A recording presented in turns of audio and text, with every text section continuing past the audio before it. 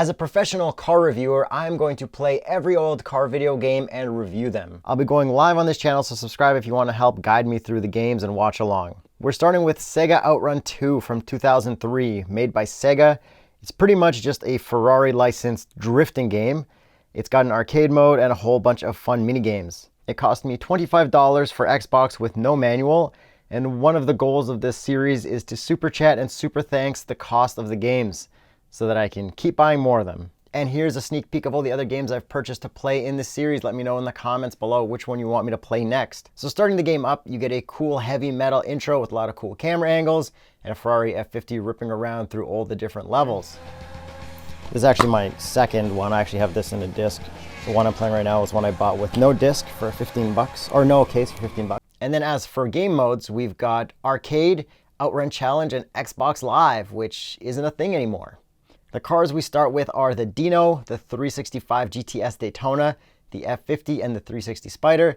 We can choose the color and transmissions on all of them. And then there's a whole bunch of other cars that are locked, but we've got a nice cheat code to use to unlock them all because we don't really have the time to grind through every single game. We'll play for about like 2 hours for every game, and that's about as much as I can do. Then once we start, we also get to pick our music, and I think Splash Wave is the best song of all time. So it's pretty much the only song that I ever pick when I'm playing this game. And as you can see, when you start off, you can choose to go left or right. Left is easier, right is harder. And the goal is to make it to the very end before you run out of time in the top middle. All right, and I don't think we're supposed to drift the first couple corners because that slows us down. So not only can you drive straight in this game and do normal turns, you can also drift by letting off the gas, hitting the brake, hitting the gas, and turning, which locks in your speed and starts slowing you down at how fast you've been going. So if you're trying to beat the clock, it might not be the best idea, but it is really good for getting around a lot of tricky corners. Like if it's a U-turn or something, drifting is like one of the best ways around, and it's pretty easy to get around other cars that are in the way too while drifting. 5 seconds, 4, 3, 2, 1. All right, so you can see how hard the game is right from the start. So next I checked out the Outrun missions, and you start off at stage 0. It gives you a whole bunch of missions to do, and you can slowly go through more and more stages and more challenges as they get more and more difficult. So the first challenge was to drift for as long as possible to fill up the drift meter. And if you do well enough, you get a AAA rating or a AA rating or a single A rating, or I guess you could just fail. And while you're drifting, your girlfriend in the passenger seat is fist pumping the whole time, which is a pretty fun animation. Then when you get to the end of the level, you do a nice handbrake turn, and then you get your score. Next challenge I did was driving through whatever color they tell you to drive, which was pretty fun. You can also drift through those things as well instead of just normally driving. That's a good way to, I guess, practice adapting to different routes. Then they had a knockout mode where you just need to stay in front of everyone or get in front of everyone.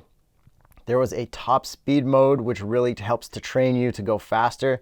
So when you actually have to do the arcade challenge, it's a lot easier to finish in the time limit you're given.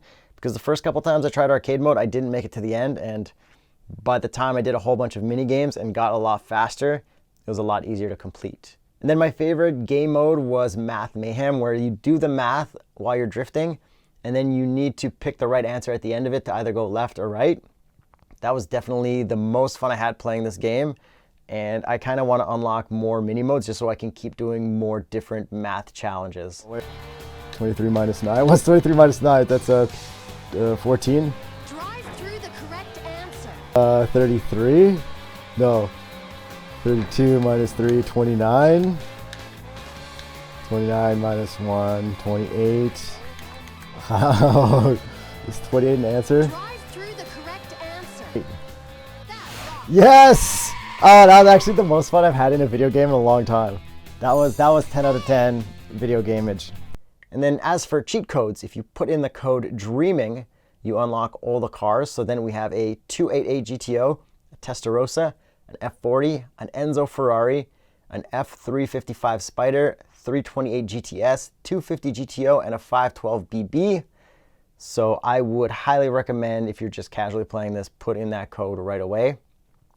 All the cars have different stats, which makes them either faster or easier to control, or makes it just easier to complete different levels. I think the Enzo Ferrari made it very easy to beat anything you needed to do, and Enzo Ferrari was a lot easier to get out of drifts as well. But then you could also just not worry about the stats and just drive your favorite Ferrari and have fun that way too.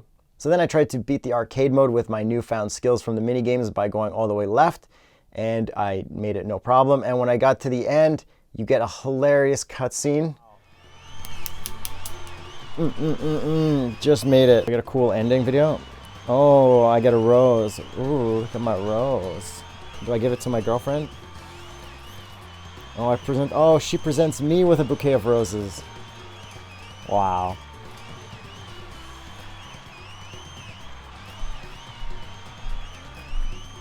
Or did someone give her roses? What just happened there? Anyways, that was cool. That was a fun one. That was a fun one. Then I tried to unlock the original Outrun with the code 1986, and that was fun for about 2 minutes, and then I went right back to the normal version. But it's cool to see how similar the original version is to the newest version. Next, I tried to beat it all the way on hard by going all the way to the right with the Enzo Ferrari, and by the time I got to the finish line, you get another funny cutscene. Yes! I beat Outrun on hard by cheating and getting the Enzo, but I also... Whew! Cape Way. Italy. Right now. Oh, he brings his girl up to the top to show her a view. Oh, that's funny. Okay, so all the outros are like based on the last level you win. You know, when I buy a Ferrari, I'm gonna dress like that. Oh wow, this guy fell. That's not very cool for a Ferrari driver. I feel like this game might be worth it to just unlock all the different cutscenes. So overall, this game was a lot of fun. It's cool being able to drift Ferraris. It's cool being able to drift Ferraris through a whole bunch of different levels and different scenery. Like there was one where there was fog and the cloud ceiling was super low. Like that was fun. The mini games were a riot. It made it more interesting than just playing the arcade mode and trying to get to the very end. So to rank this game, I would definitely say it's one of my favorites from back in the day, and it's still one of my favorite games now. It definitely has really good replay value, and like you can just pick it up and play for an hour, a half hour, and you'll have fun. You can change the modes, change the Ferrari, play some mini games, and you won't get bored, and you can just pick it up whenever. It's super easy to use. And then if you get really good at it, if you see it in an arcade, you can go play in the arcade and just like totally wreck the high scores.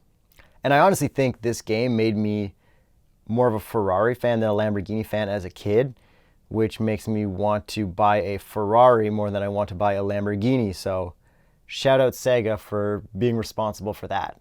So I have already streamed 9 car racing games before making this review video of Outrun 2. So I have ranked them and made a little tier list so you can see where they fall. Make sure you subscribe so I do more of these reviews, or just watch the live streams. But I'll be ranking all the games as I play them. And Outrun 2 still stands at the top as the best old car racing game I've played yet. So thanks for watching, thanks for subscribing, thanks for maybe super chat or super thanksing so I could keep funding this little game operation, and I hope you're subscribed so you can help me with hints and tips on the next game I play on the live streams. Thanks guys.